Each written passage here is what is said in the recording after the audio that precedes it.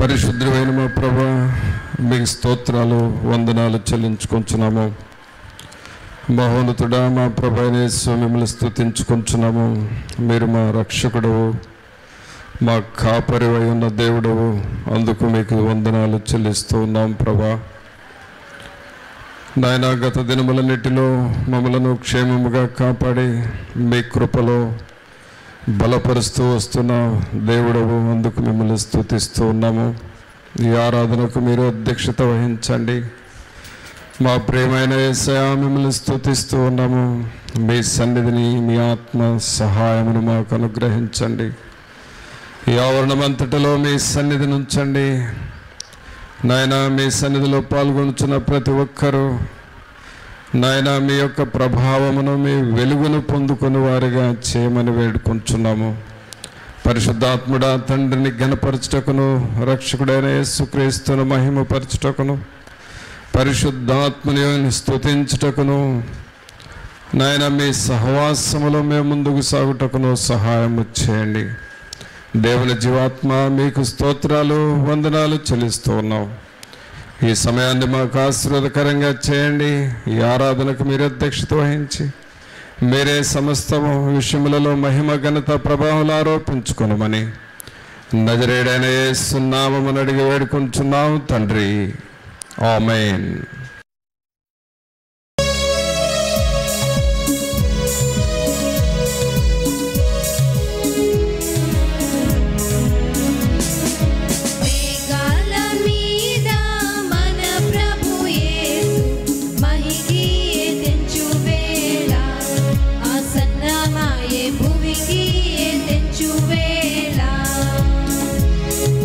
మేఘాల మీద మన ప్రభు యేసు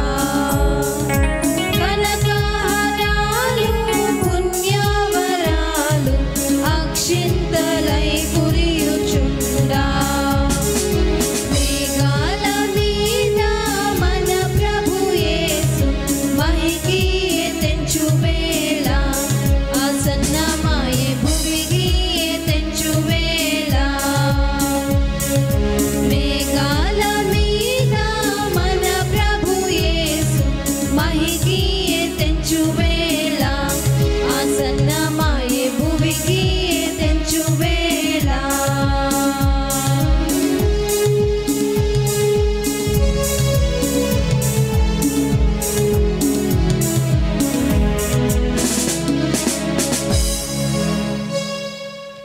మహోన్నతుడా, మహాగణుడా, మా ప్రభు అయిన యేసు మిమ్మల్ని స్తుతిస్తూ ఉన్నాము.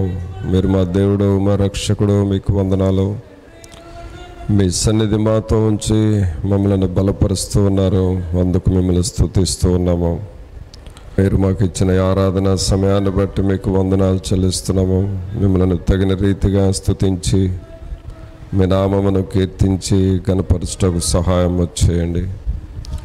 మీ వాక్యము ద్వారా మాతో మాట్లాడండి, మా ఆత్మలను బలపరచమని నజరేయుడైన యేసు నామమున అడిగి వేడుకొంచున్నాం తండ్రి, ఆమేన్. ప్రియరా, దేవుని వాక్యం చదువుకుందాం. ద్వితీయోపదేశ కాండము 14వ అధ్యాయము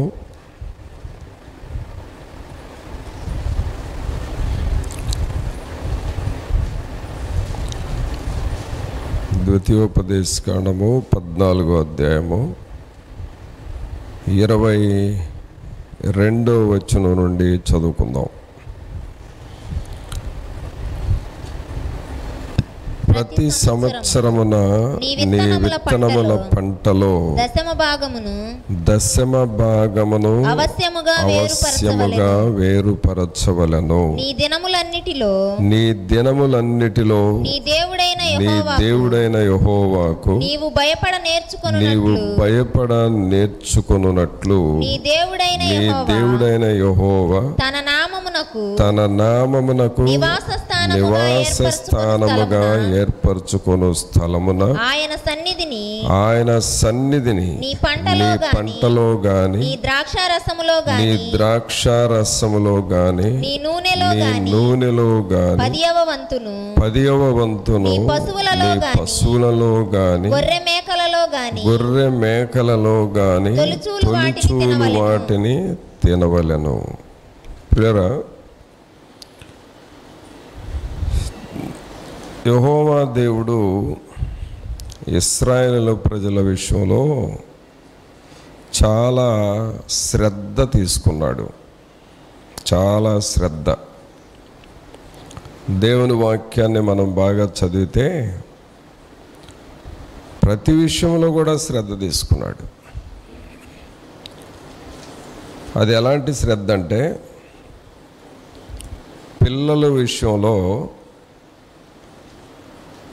తల్లిదండ్రులు ఎలా శ్రద్ధ తీసుకుంటారో, తల్లిదండ్రుల శ్రద్ధ ఒక విషయంలో కాదు, అన్ని విషయాల్లో ఉంటుంది. వాళ్ళు తినే విషయాల్లో వీళ్ళు సరిగ్గా తింటున్నారా లేదా అని ఆలోచన చేసి వారికి ఇష్టమైనవి చేసి పెట్టడానికి చూస్తారు. తర్వాత నిద్రపోయే విషయంలో కూడా బాగా లేటుగా పడుకుంటే వాళ్ళకి ఎక్కడ ఇబ్బంది అవుతుందేమని పలానా టైంకి మీరు పడుకోవాలి అని నిద్రపోయే విషయాల్లో శ్రద్ధ తీసుకుంటారు.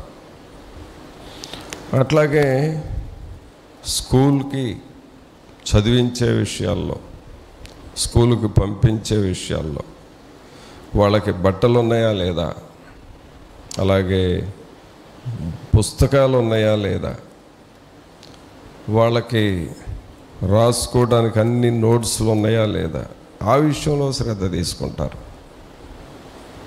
అట్లాగే ఆరోగ్యం దగ్గరికి వచ్చేసరికి ఆరోగ్యం విషయంలో శ్రద్ధ తీసుకుంటారు. అంటే ఈ విషయంలో తల్లిదండ్రులు పట్టించుకోరు అని అనటానికి లేదు. అన్ని విషయాల్లో తల్లిదండ్రులు శ్రద్ధ తీసుకుంటారు. అలాగే దేవుడు కూడా ఒక తండ్రిగా ఉండి ఈ ఇశ్రాయేలు ప్రజల విషయంలో అన్ని విషయాల్లో వాళ్ళ గురించి ఆలోచన చేశాడు. వాళ్ళ ప్రయాణాల విషయం, వాళ్ళు తినే విషయాలు, వాళ్ళ ఆరోగ్యాల విషయాలు, ఇంకా వారికి ఏమేమి కావాలో అన్ని పరిస్థితుల్లో ప్రభు వారికి సహాయం చేస్తూ వచ్చాడు. అలాగే వారు దీవించబడటానికి ఏం చేయాలో కూడా చెప్పాడు. వారి కుటుంబాలు దీవించబడటానికి ఏమి చేయాలో చెప్పాడు. ఒకసారి మనం వాళ్ళ కుటుంబాల విషయం ఎంత శ్రద్ధ తీసుకున్నాడో 12వ అధ్యాయము 7వ వచనం చదివితే మనకు అర్థమవుతుంది. మీరును మీ దేవుడైన యెహోవా మిమ్మును ఆశీర్వదించి మీకు కలుగజేసిన మీ కుటుంబములను మీ దేవుడైన యెహోవా సన్నిధిని భోజనము చేసి మీ చేతి పనులన్నిటి యందు సంతోషింపవలెను. చూసారా, వాళ్ళని దేవుడు మిమ్మల్ని ఆశీర్వదిస్తున్నాడు. మీ కుటుంబాలు మీరు దేవుని సన్నిధిలో భోజనం చేసి మీ చేతి పనులన్నిటినీ సంతోషింపవలెను. అంటే వాళ్ళు తినే భోజన విషయం కూడా ప్రభు శ్రద్ధ తీసుకున్నాడు. అదేనండి, ఇశ్రాయేలీలను కాపాడువాడు కునుకడు నిద్రపోడు అంటే అదే అర్థం.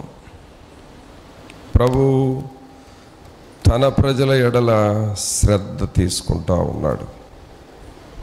అయితే ఈ ప్రజలు దేవుని దగ్గర నేర్చుకుంటూ ఉండాలి. దేవుని దగ్గర ఎప్పటికప్పుడు నేర్చుకుంటూ ఉండాలి. దేవుని దగ్గర మనం ఏమి నేర్చుకోవాలి? ఏమి నేర్చుకోవాలి? దేవుని దగ్గర మనం నేర్చుకోవాల్సింది ఏంది అని అంటే, ఇక్కడ 22, 23 వచనాల్లో ఏం చెప్పాడంటే, ప్రతి సంవత్సరమున నీ విత్తనముల పంటలో దశమ భాగమును అవశ్యముగా వేరుపరచవలెను. అంటే దేవుడు నిన్ను దీవించాలి అనంటే నీకు వచ్చే ఆ పంటలో కూడా ధాన్యములో కూడా మీరు దశమ భాగమును దేవునికి చెల్లించండి.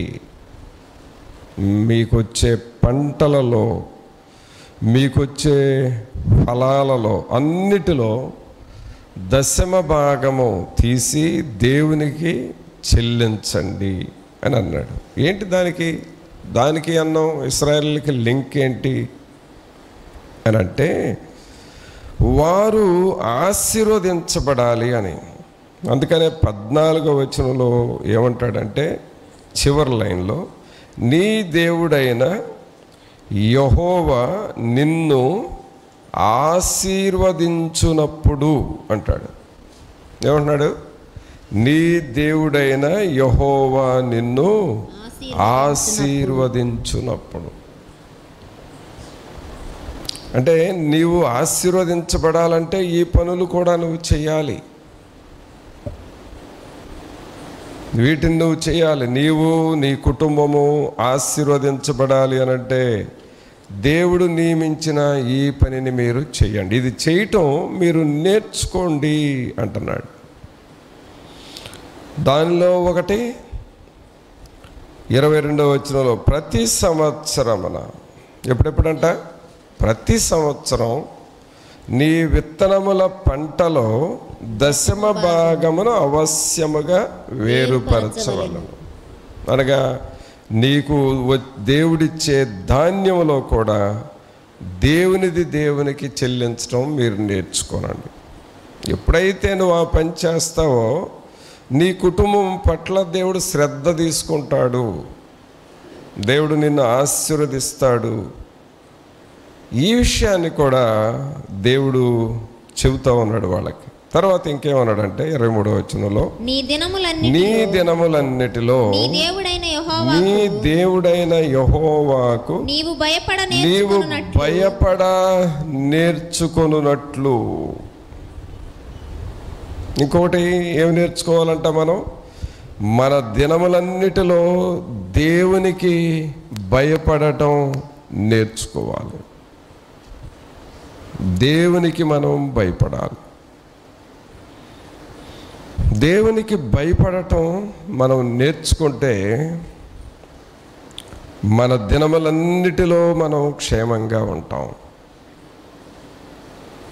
ఏంటి దేవునికి భయపడటం? దేవునికి భయపడటం అంటే ఏంటి అనగా, దేవుని విషయాల్లో మనం చాలా పర్టికులర్గా ఖచ్చితంగా ఉండాలి. దేవుని విషయాల్లో అశ్రద్ధగా ఉండకూడదు, నిర్లక్ష్యంగా ఉండకూడదు. అలాగే ఏముందలే, ఎవరు చూడబోయారు అన్నట్లుగా ఉండకూడదు. దేవుని విషయాల్లో మనం ఖచ్చితంగా ఉండాలి. అది దేవుని యందు భయభక్తులు కలిగి ఉండటం అంటే. ప్రారంభములో, దేవుని తెలుసుకున్న ప్రారంభములో కొంచెం భయభక్తులుగా ఉంటారు. కానీ నిదానంగా కొంచెం దేవుని సన్నిధిలో అలవాటు అయిపోయిన తర్వాత నిర్లక్ష్యం అనేది వస్తుంది.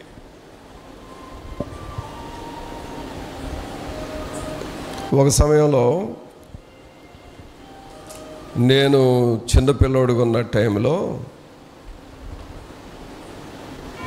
ఒక స్త్రీ అందరి ముందు సంఘంలో నిలబడి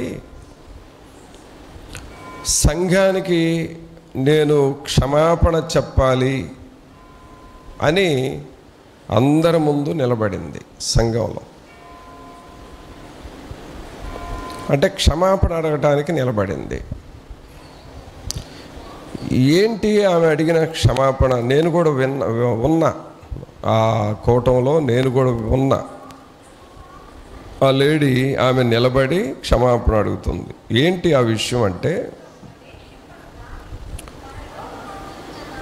పూర్వకాలంలో ఈ పండగల టైం వచ్చినప్పుడు, అంటే మనకు సంవత్సరానికి ఒకసారి వచ్చే పండగలు వచ్చినప్పుడు సైకిల్ మీద బెల్లం బుట్టలో, అంటే బుట్టల్లో బెల్లం వేసుకొని బెల్లం అని అమ్ముకోవటానికి వచ్చేవాళ్ళు. అంటే పండగల సీజన్లో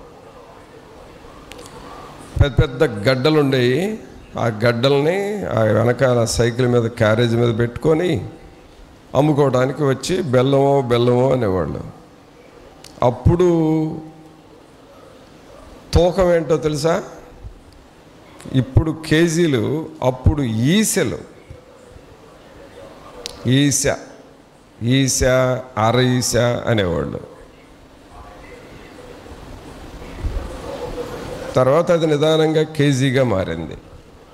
ఈసెలు, అర ఈసెలు అనేవాళ్ళు. వీళ్ళు ఎంత అండి బెల్లం, ఈస ఎంత అని అన్నారు. దానికి ఏదో రేటు చెప్పాడు. చెప్పినప్పుడు ఆ స్త్రీ ఏమందంటే, అంతేంటి తగ్గించరాదా?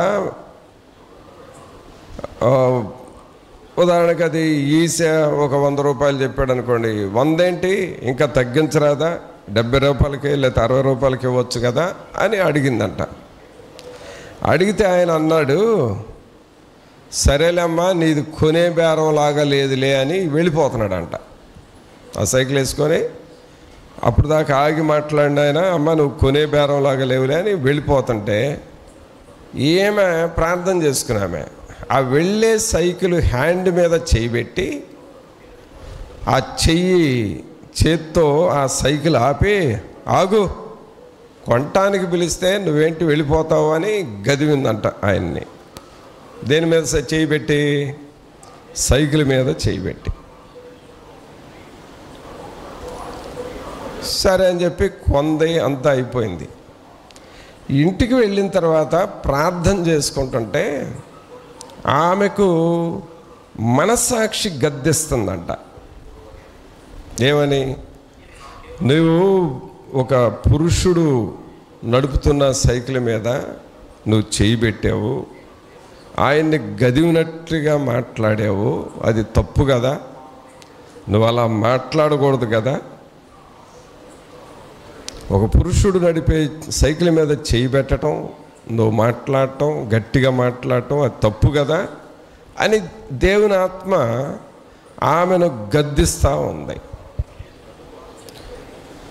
అక్కడి నుంచి రోజు ప్రార్థన చేసుకుంటున్నా ఆమెకు నెమ్మది లేదు. ఇక రోజు ప్రార్థన చేసి చేసి చేసి ఒకరోజు ఏదో శనివారం ఉపవాసుకోవటం జరిగే టైంలో ఈ విషయము నేను సంఘంలో క్షమాపణ కోరుకుంటాను ప్రభువా అని అనుకుంది. ఆ రాత్రి సంఘంలోకి వచ్చి సంఘస్థుల్ని క్షమాపణ అడుగుతుంది. నేను ఈ బెల్లం అమ్మే ఒక పురుషుడు సైకిల్ వేసుకొస్తే ఆ సైకిల్ హ్యాండిల్ మీద చేయబెట్టి, ఆగు నేను కొనటానికి పిలిస్తే వెళతావేంటని గదివేనా ఆయన్ని. అప్పటి నుంచి నా మనస్సాక్షి చెడిపోయింది.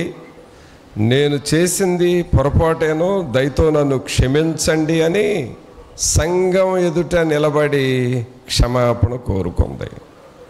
ఎవరు ఎదుటండి? సంఘం ముందు నిలబడి క్షమాపణ కోరుకుంది. నేను కూడా ఆ మీటింగ్లో కూర్చున్నా. పిలవండి.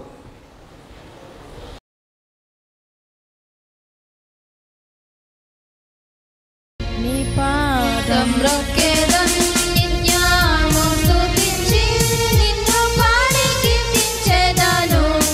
యేసయ్యా నీ ప్రేమ పొంగుచున్నది, యేసయ్యా నీ ప్రేమ పొంగుచున్నది.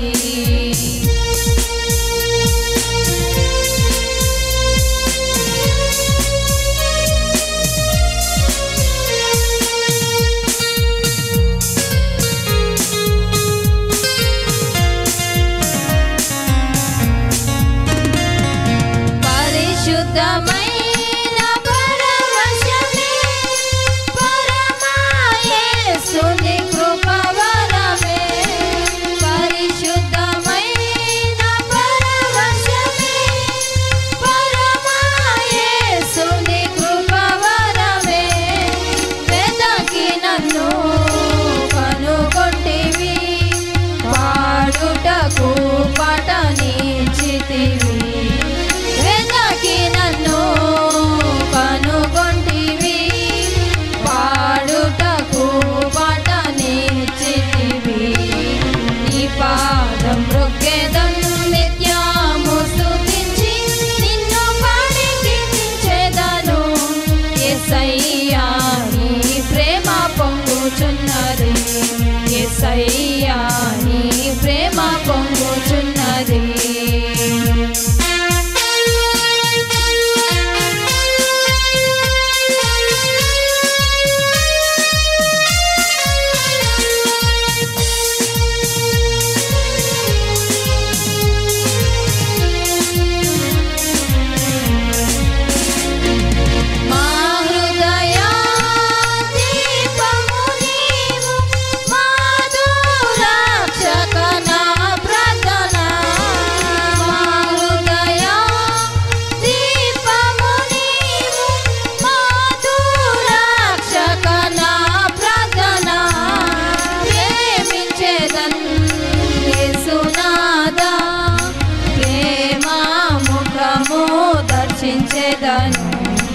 ప్రేమించేదన్ యేసునాదా, ప్రేమ ముఖము దర్శించేదము. నీ పాదం రొక్కెదం నిత్యము స్తుతించి నిన్ను పాడి కీర్తించెదను. యేసయ్యా నీ ప్రేమ పొంగుచున్నది, యేసయ్యా నీ ప్రేమ పొంగుచున్నది.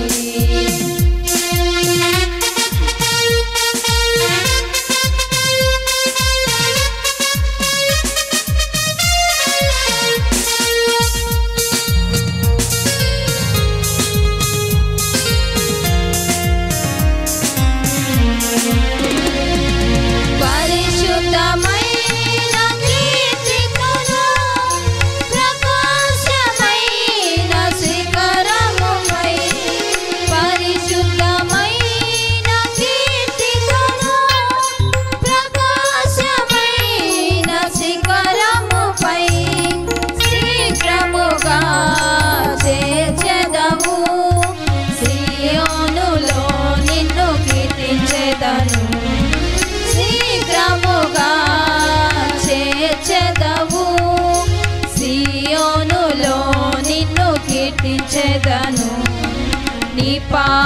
మ్రొక్కెదం నిత్యము స్తుతించి నిన్ను పాడి కీర్తించెదను యేసయ్యా నీ ప్రేమ పొంగుచున్నది యేసయ్యా నీ ప్రేమ పొంగుచున్నది